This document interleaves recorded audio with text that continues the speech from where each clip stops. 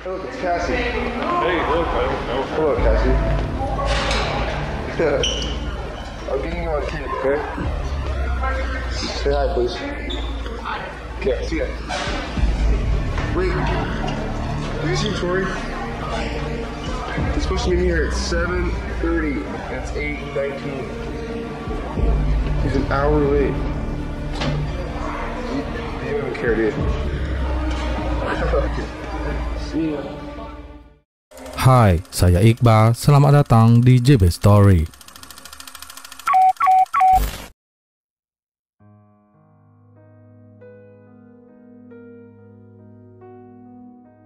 Sebelum kita lanjut, saya ingatkan dulu bahwa kejadian yang akan kita bahas ini adalah kisah nyata, bukan film. Oleh sebab itu, jangan lupa like, comment, dan share cap. Without any further ado, langsung saja kita ke ceritanya, and welcome to JB Story.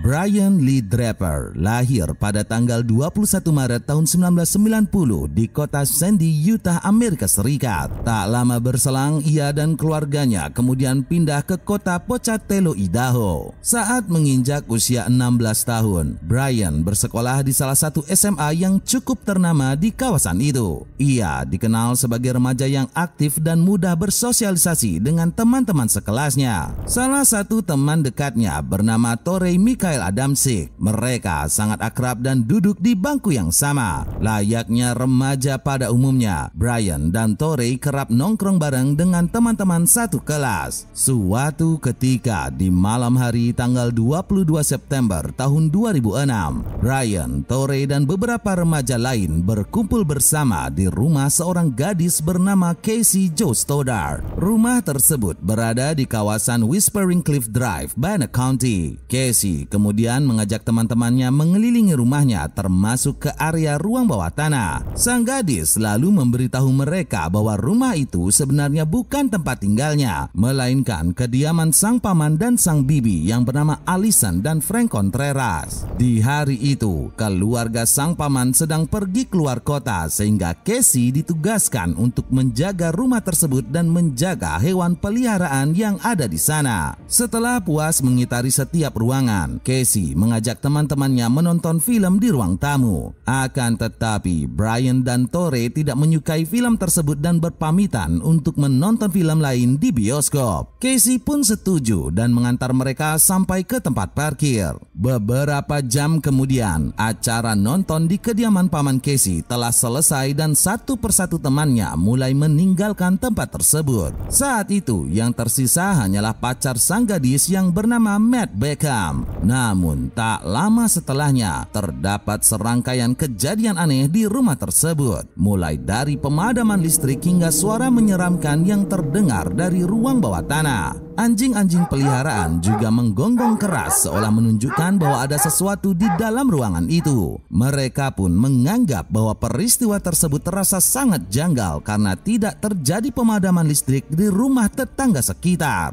Lama-kelamaan, kedua sejoli tersebut pun merasa gusar dan ketakutan. Matt tidak tega meninggalkan sang kekasih sendirian di dalam rumah itu. Tak lama berselang, ibu Matt datang untuk menjemput sang putra. Dan karena khawatir pada sang gadis, ia turut mengajak Casey menginap di rumahnya. Namun, gadis itu menolaknya dan tetap berada di rumah itu untuk menjaga amanah dari sang paman. Beberapa waktu kemudian, Casey pun hanya tinggal seorang diri bersama anjing-anjing peliharaan. Di tengah keheningan malam yang gelap gulita, sang gadis kembali mendengar suara barang-barang terjatuh dari ruang bawah tanah. Suara itu pun semakin kencang dan membuat bulu kuduknya merinding. Namun, Casey memilih untuk tidak menghiraukannya dan berusaha menenangkan diri dengan berbaring di sofa ruang tamu. Tanpa disangka-sangka, sang gadis tiba-tiba oleh sosok tak dikenal hingga berlumuran bercak-bercak merah. Casey pun mengerang kesakitan dan luka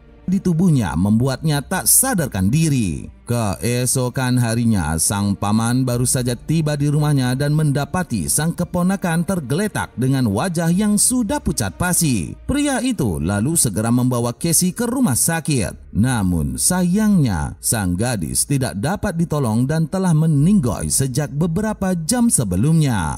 Petugas kepolisian segera menuju ke TKP dan melakukan penyelidikan. Pihak berwenang awalnya mencurigai pacar ibu Casey karena sidik jari pria itu ditemukan di saluran listrik yang ada di ruang bawah tanah. Namun si pria mengungkapkan bahwa ia memang berprofesi sebagai teknisi listrik dan pernah melakukan perbaikan di rumah paman Casey pada beberapa hari ke belakang. Karena tak terbukti bersalah, pacar ibu Casey dibebaskan dari berbagai tuduhan. Polisi lalu menginterogasi seluruh teman Casey dan kekasihnya. Dari seluruh keterangan yang disampaikan oleh mereka, kecurigaan petugas tertuju pada Brian dan Torrey. Hal ini dikarenakan dua sahabat tersebut mengatakan kesaksian yang berbeda-beda dan tidak konsisten. Setelah didesak beberapa kali, Brian dan Torrey mengakui bahwa mereka berada di TKP saat peristiwa itu terjadi. Namun mereka saling menyalahkan satu sama lain dan saling membela diri dengan berbagai alasan. Beberapa hari kemudian, Brian akhirnya mengakui bahwa ialah orang yang telah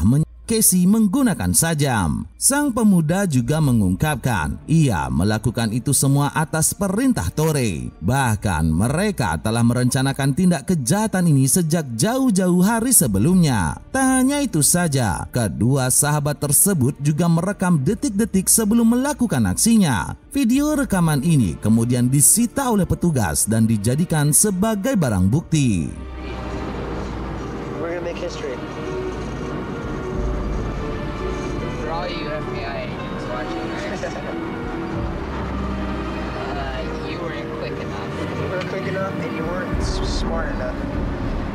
Brian dan Torrey kemudian didakwa atas penghilangan nyawa tingkat pertama. Selama proses persidangan berlangsung, hakim mengungkapkan bahwa kedua remaja itu terinspirasi oleh pelaku di SMA Columbine bernama Eric Harris dan Dylan Klebold. Bahkan Brian dan Torrey menjadikan mereka sebagai sosok panutan dan ingin mengikuti jejak perilaku para penjahat tersebut. Tak hanya itu saja, kedua remaja gila bodas tersebut juga terobsesi pada film horor berjudul Scream, sehingga mereka melakukan aksi kejahatannya sambil menakut-nakuti si korban. Atas semua perbuatannya ini, Brian dan Torrey dijatuhi hukuman penjara seumur hidup.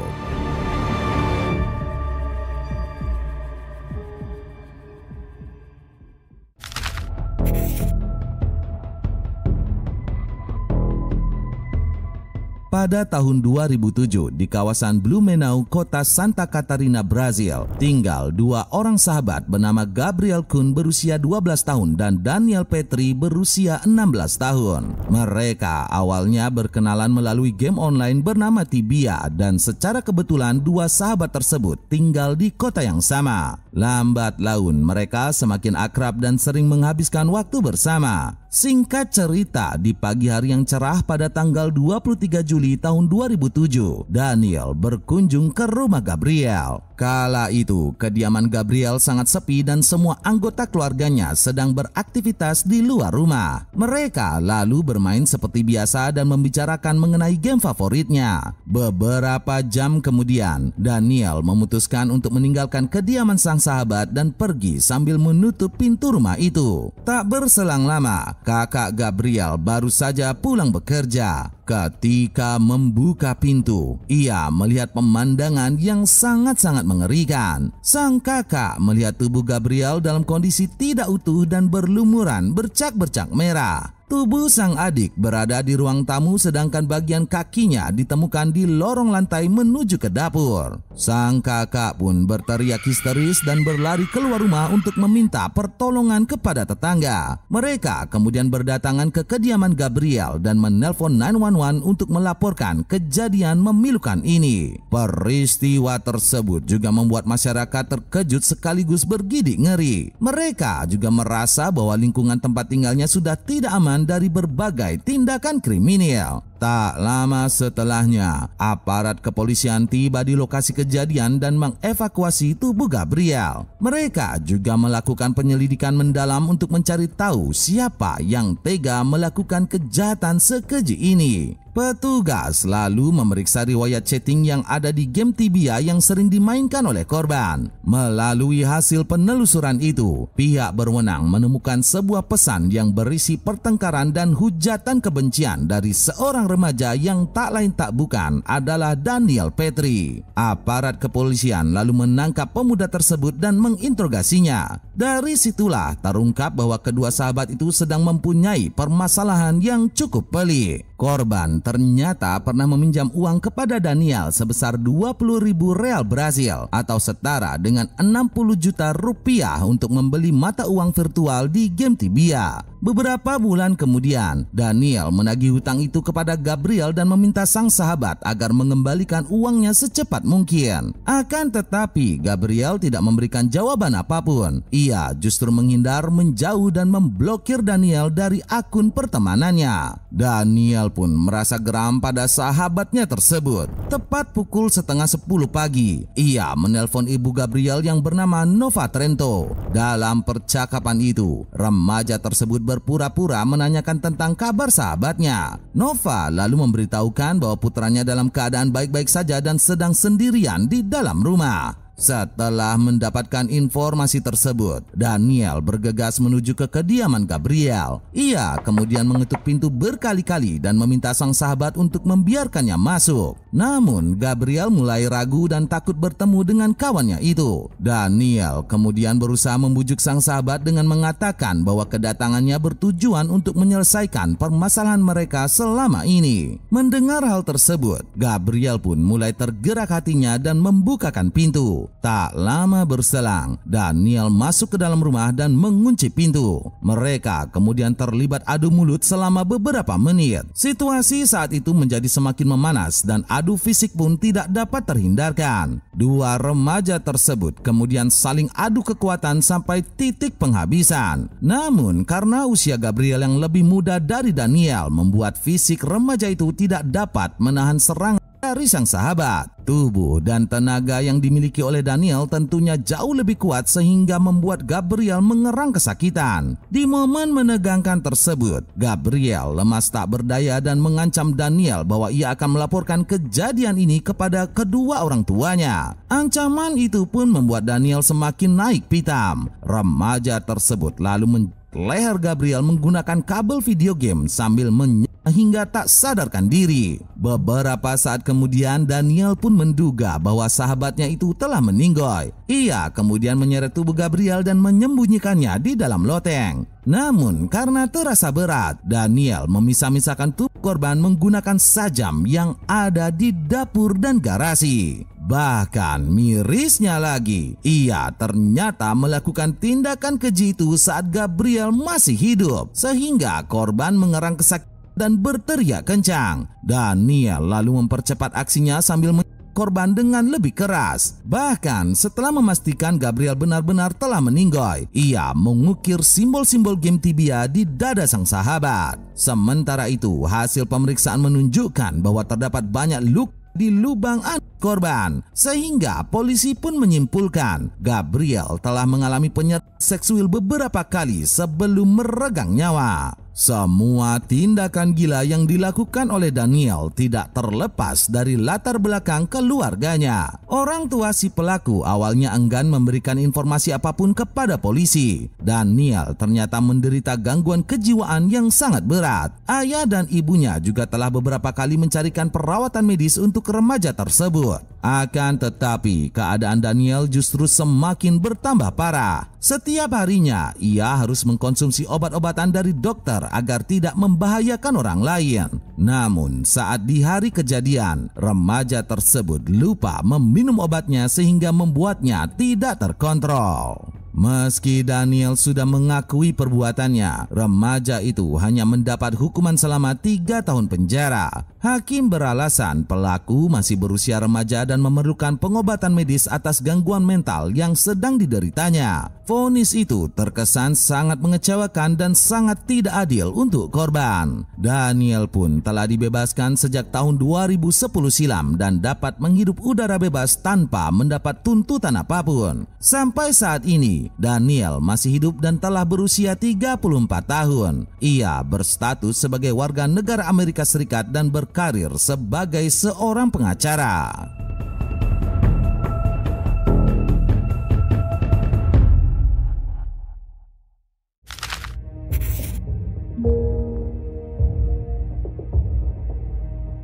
Di kota Ephrata, Washington, Amerika Serikat, tinggal sebuah keluarga bahagia yang terdiri dari pasangan suami istri bernama Lisa dan Chuck Sorgar. Mereka memiliki 2 orang putra yang sudah beranjak remaja. Namun sayangnya, putra kedua dari pasangan tersebut didiagnosa menderita Down syndrome. Sang putra bernama Craig Martin Sorgar berusia 12 tahun. Sejak kecil, pertumbuhan Craig tidak seperti bocah normal pada umumnya, sehingga kedua orang tuanya memasukkannya ke dalam sekolah khusus penyandang disabilitas. Akan tetapi, meskipun begitu, Craig dikenal sebagai pribadi yang pintar dan patuh pada ayah dan ibunya. Ia juga menjadi salah satu siswa yang memiliki banyak prestasi di sekolahnya. Namun, karena keterbatasannya, Craig jarang bermain dengan tetangga sekitar yang seumuran dengannya. Ia juga tidak memiliki teman dan lebih banyak menghabiskan waktu di rumahnya dengan bermain video game. Lalu suatu ketika di pagi hari tanggal 15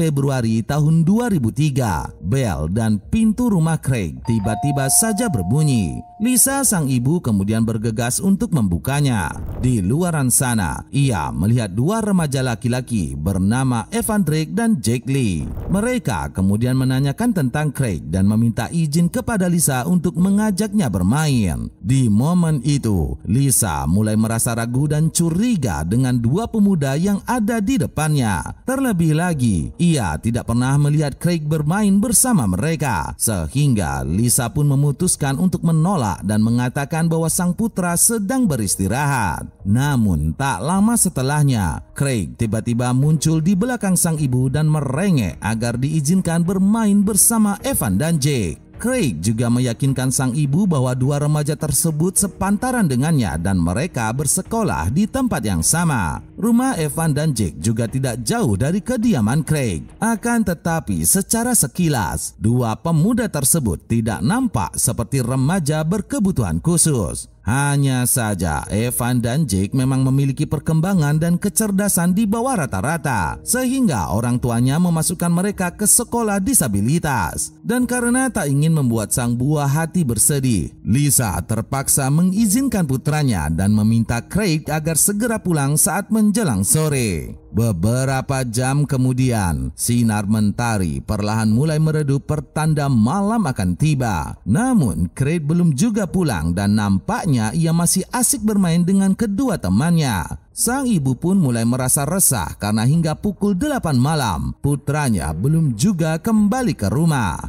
Di tengah gerimis hujan dan malam yang cukup sepi, Lisa memutuskan untuk mendatangi rumah Evan dan Jake guna mencari Craig. Akan tetapi setibanya di sana, sang ibu sama sekali tidak melihat keberadaan sang putra. Evan dan Jake justru sedang asik bermain video game dan mengatakan bahwa mereka terakhir kali bertemu dengan Craig saat di taman bermain. Lisa pun semakin cemas dengan keadaan sang putra yang mungkin saja sedang tersesat atau tidak tahu jalan pulang. Wanita itu lalu menuju ke taman untuk mencari sang buah hati. Namun tempat tersebut sangat sepi dan tak ada seorang pun yang melintas di sana. Sontak saja Lisa dilanda kepanikan dan tidak tahu harus kemana lagi mencari sang buah hati. Ia kemudian menelpon 911 untuk meminta bantuan. 911 emergency. Yes, I have a missing child. You've heard an ambulance, you've heard a fire department, respond to Oasis Park, southwest of the pond. I don't trust who he is with, is my problem. How long's he been missing? About 3 hours.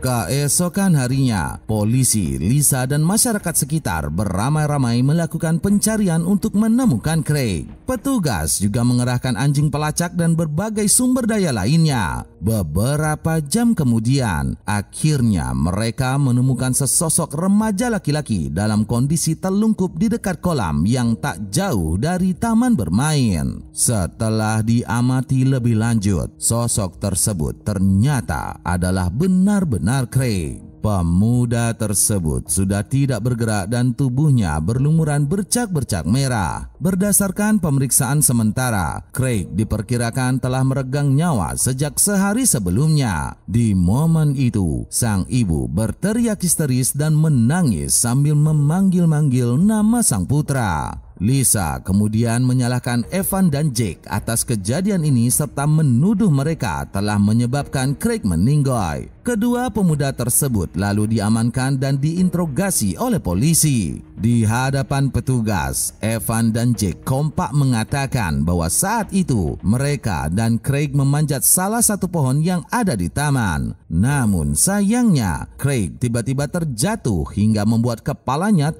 keras di atas tanah. Akibat peristiwa itu, kepala Craig mengalami luka yang sangat parah dan mengeluarkan bercak-bercak merah yang sangat banyak. Kejadian tersebut juga membuat Evan dan Jake panik serta ketakutan. Mereka lalu berlari kencang dan pergi meninggalkan Craig begitu saja. Weleh. Namun pernyataan kedua remaja tersebut sangat bertentangan dengan data otopsi. Hasil pemeriksaan justru menunjukkan terdapat 30 luka bekas tajam yang sangat parah di tubuh Craig. Sehingga polisi pun menyimpulkan penyebab remaja itu meninggoy bukan karena terjatuh dari pohon, melainkan akibat yang sangat barbarian. Akan tetapi, meski semua informasi telah mengarah kepada Evan dan Jake, kedua remaja itu tetap mengaku tidak bersalah. Bahkan orang tua mereka melakukan berbagai macam cara untuk membela anaknya. Kuasa hukum Evan dan Jake lalu mengungkapkan bahwa Craig bisa saja masih hidup setelah terjatuh dari pohon. Korban kemungkinan diserang oleh orang tak dikenal atau psikopat yang sedang berkeliaran di taman. Semakin bergulir, kasus ini pun menjadi semakin pelik dan proses hukum terpaksa ditunda selama beberapa bulan. Lalu pada tahun 2004, Jake membuat pengakuan yang sangat-sangat mengejutkan. Remaja itu menceritakan bahwa Evanlah orang yang menyerang dan menghabisi Craig. Sang pemuda juga memukul kepala korban menggunakan benda tumpul dan tubuhnya menggunakan sajam. Jake lalu berteriak kencang dan meminta Evan untuk menghentikan tindakannya. Namun Evan justru bertindak semakin barbar. Mirisnya lagi, Jake yang sedang ketakutan terpaksa ikut Craig agar tidak ikut dihabisi oleh Evan. Namun baik Jake ataupun Evan tidak mengungkapkan secara pasti motif dari kejahatan ini. Akibat semua perbuatannya tersebut, Evan dijatuhi hukuman penjara selama 26 tahun, sedangkan Jake mendapat vonis yang lebih ringan, yaitu 14 tahun kurungan jeruji besi.